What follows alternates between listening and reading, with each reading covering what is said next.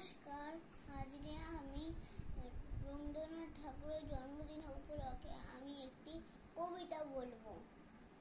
আমাদের ছোট নদী রবীন্দ্রনাথ ঠাকুর। আমাদের ছোট নদী চলে আঁকে বাঁকে, বৈশাখ মাসে তার হাঁটু জল থাকে। পার হয়ে যায় গরু, পার হয় গাড়ি, দুই ধার উঁচু তার, ঢালু তার বাড়ি।